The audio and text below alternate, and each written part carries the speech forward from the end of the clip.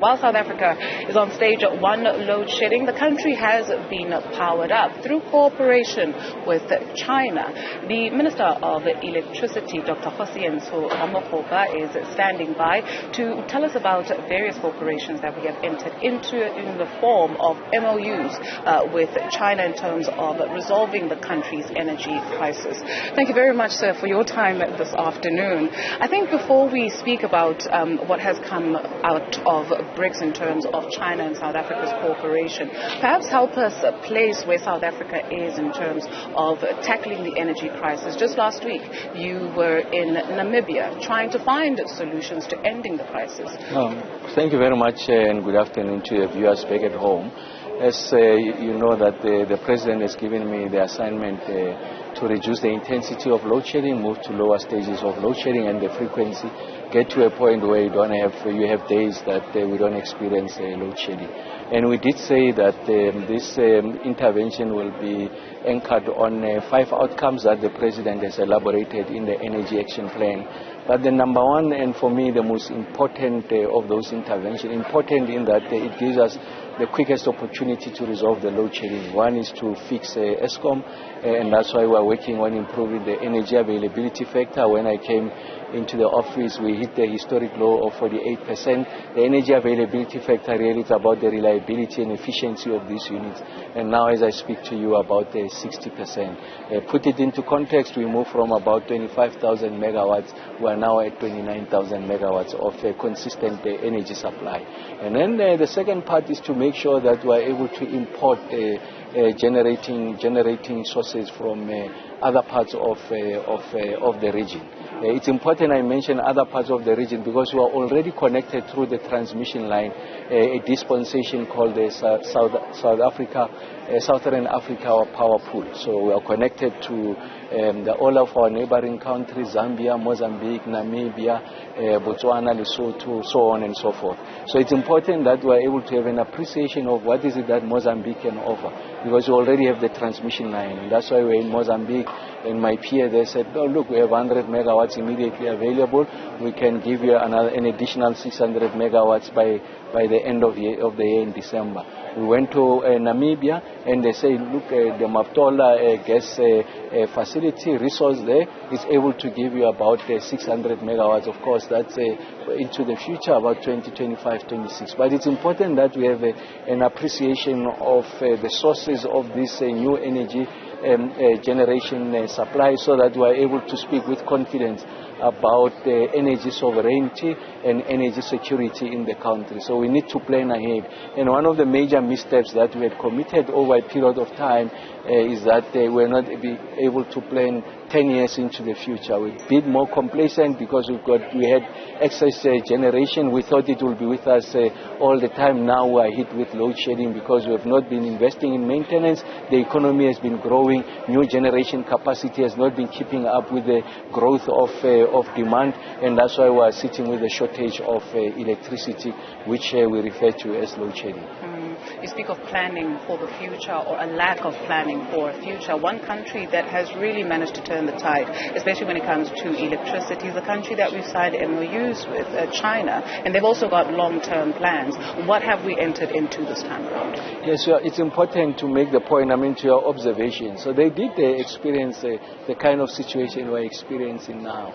They invested heavily on the performance of the generating units. They improved their transmission network to be able to accommodate new energy sources, especially generating sources, especially from your renewables.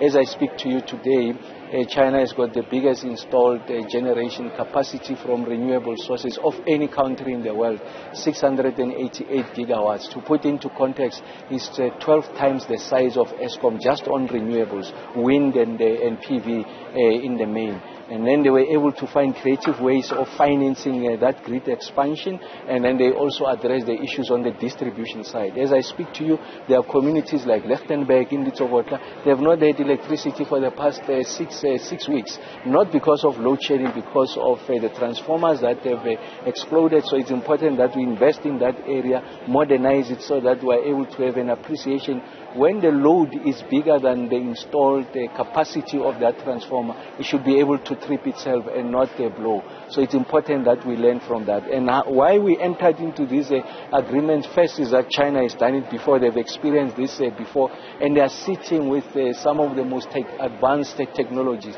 especially on the grid side, about 1,200 kVA. That's the size of, if you like, the freeways to convey these electrons. We are only sitting at about 800 kVA, so are significantly smaller than them. They will tell us what is that technology they use. They were able to accommodate new generating sources, especially the renewables, the intermittency of the renewables. They come as and when they want to. When the sun is up, there's a surge of electrons from PV. When it's cloudy, there's nothing that is being offered. When the wind speeds are high, we're able to get the surge of generation capacity from the wind generating sources. When it's calmer, we're not able to receive that capacity. So the system is not designed to accommodate surges and then suddenly there is nothing. If you like, those oscillations with regards to supply of electricity is designed to have consistent supply of electricity over 24 hours, 365 days a year, and that's why we talk of base load. That's why we talk of coal. That's why we talk of hydro. That's why we talk of nuclear, and that's why we talk of gas. So we are learning from them on how to the optimal configuration of the mix, so that you still benefit from renewable, but you don't compromise the integrity of your network, which can result in grid collapse. And that's why we have entered into this agreement. They'll help us to do that, and on the back of that, we are able to industrialize, produce and manufacture these components here at home. On the back of a crisis, we are able to exploit the opportunities around the localization, which leads to industrialization, the absorption of the unemployed into sustainable sectors of the economy. As you decarbonize, we are able to show that the net employment effect is positive, that as you lose jobs on the fossil side, you are able to create even more jobs on the greener side. And that's the conversation we're having. By the way, it's transcended beyond conversation, and now we're taking it into actual projects. Okay. Just maybe two questions on what you've just said. Oscillations, is that interruptions? Yeah, so it means that when the sun is up, so your solar PV, you get the electricity.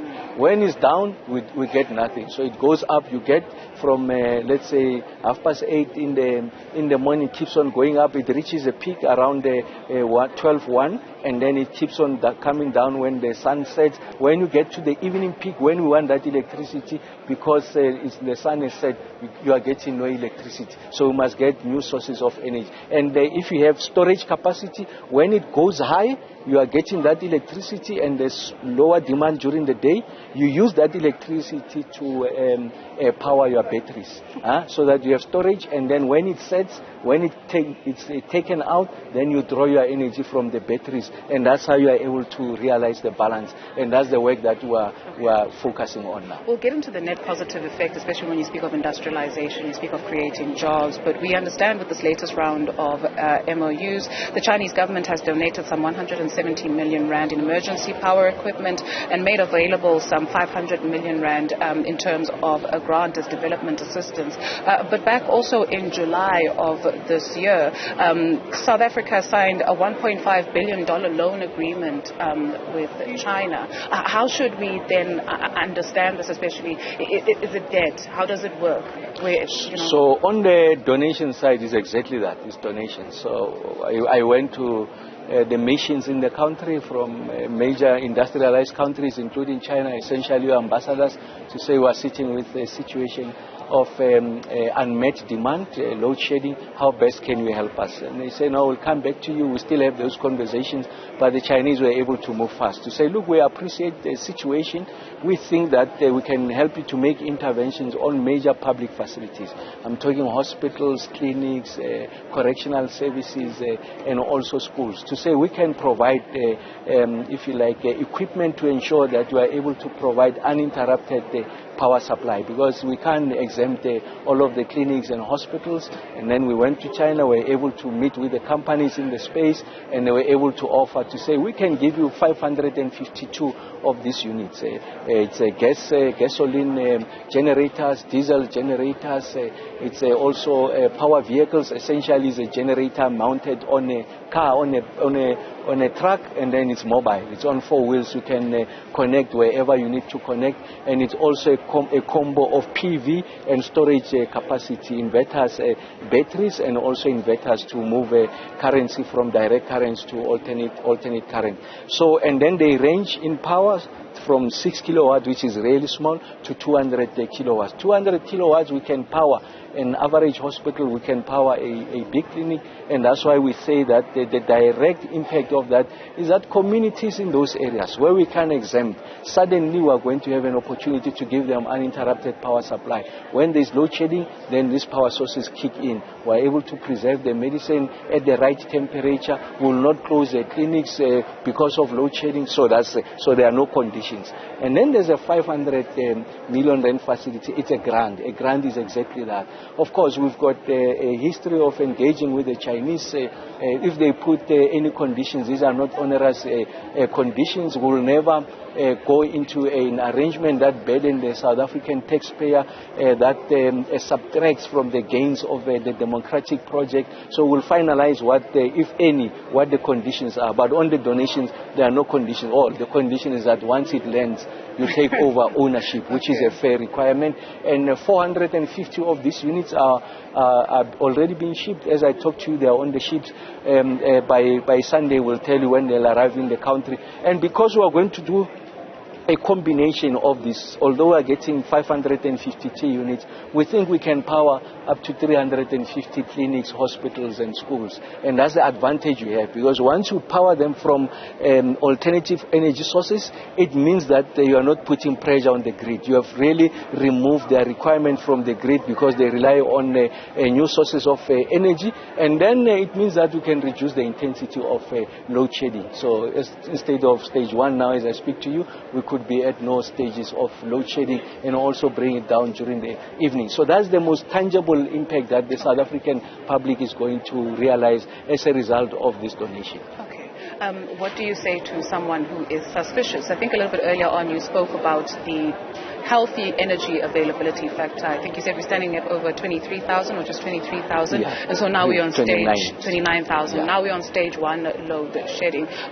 Some people are suspicious. Oh, it's Brits. Now we've got electricity. Oh, well, when I was appointed, we had stage 6 consistent. So the nice thing about this position is that you can't bluff people. So everyone can measure your performance. How many hours are my lights on or off? So now we know. We have made that improvement. And we saw the winter, we had projected that the worst case scenario will go to stage 8+. But because we were able to improve on the generation side and also help a bit on the demand side, we kept it at the west at stage 4. It was only during that Wednesday, Thursday when we had the snow, and then we had 30 hours of stage 6, and then we went back. But the point I'm making is that we'll be believed when people begin to see continued improvement, and that we are committing. For an example, we're likely going to get an additional we are going to get not like 1,500 megawatts from a station called Tutuga, and other improvements we are making in other stations like Kendall and Krill when we are addressing the issues of the emissions levels. We are going to get about 3,200 megawatts from Kusile when we fire Unit 5 now in October, and the 3 units that went out, Unit 1 will come around. One of the first 3 units will come on stream by November, and the last one by the 24th of December. So between these interventions of Tutuga and other power stations, we'll get an additional 4,500 megawatts, and you'll see the improvements. Very quickly for us, because we are pressed for time, you spoke of the net positive effect. In the medium term, we have it, so in terms of the shipment that is coming from China. In the long term, you speak of industrialization, creating more jobs. How long until that becomes a reality? Oh, we're starting. I mean, some of the entities, even outside this agreement, they are beginning to set up shop in the country to manufacture PV and battery. And in fact, in the next few weeks or so, we'll be unveiling some of those. So we're making progress. The IDC is supporting some of these industrialists. We want to localize on the back of the crisis so that simultaneously we resolve the unemployment problem. Okay. I guess we'll hear from you on Sunday at 10 o'clock, appointment viewing. Dr. Kgosientsho Ramokgopa, thank you very much for your time here on the channel. More news for you in a few moments.